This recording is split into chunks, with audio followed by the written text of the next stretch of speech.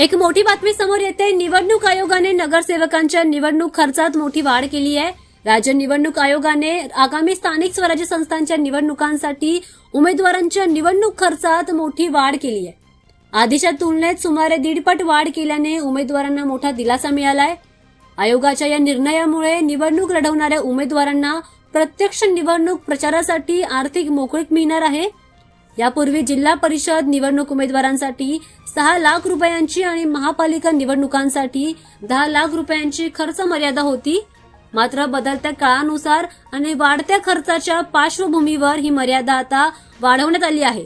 महागाई, प्रचार साधनांचे दर, डिजिटल माध्यमांवरील खर्च आणि वाहन भाडे यांसारख्या बाबींचा विचार करून आयोगाने हा निर्णय घेण्यात असल्याचं सांगण्यात आलंय।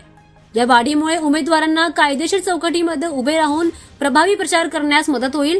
तसेच निवडणुकीचा खर्च पारदर्शक, नियमनबद्ध आणि वास्तवाशी सुसंगत राहील। ही सुधारित खर्च मर्यादा आगामी सर्व स्थानिक स्वराज्य संस्थांच्या निवडणुकांसाठी लागू होणार आहे।